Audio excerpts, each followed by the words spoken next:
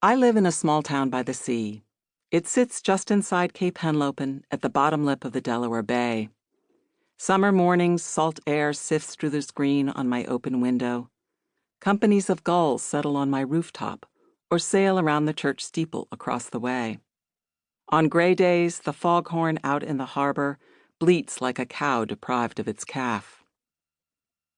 One is always aware of the sea in Lewes, can feel its broad, enduring presence just over the fat humps of sand dunes.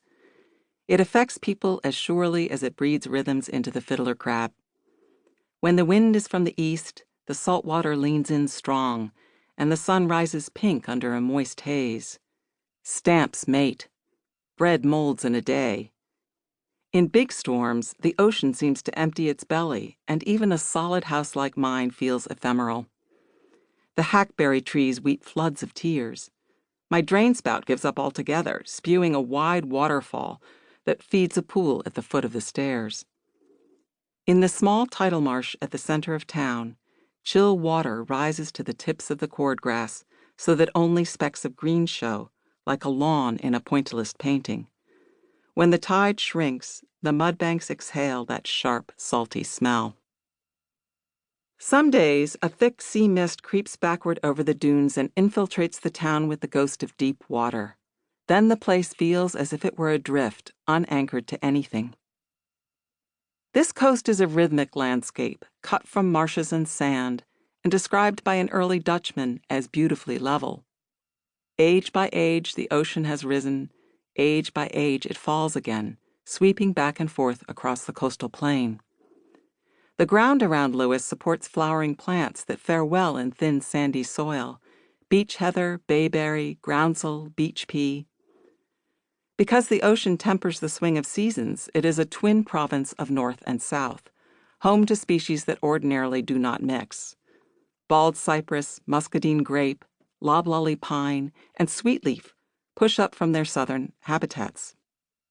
Wild cherry, beach plum, sassafras, and laurel creep down from the north.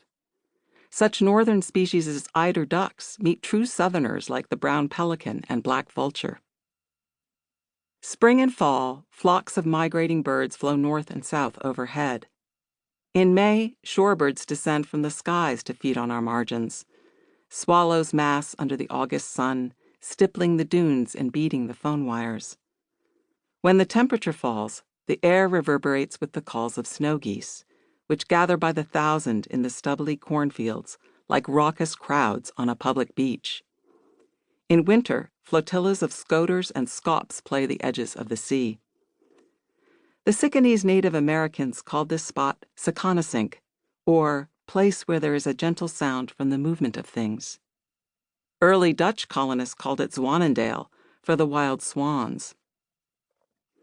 Today, Lewes is a town of 2,500, though the population swells in summer.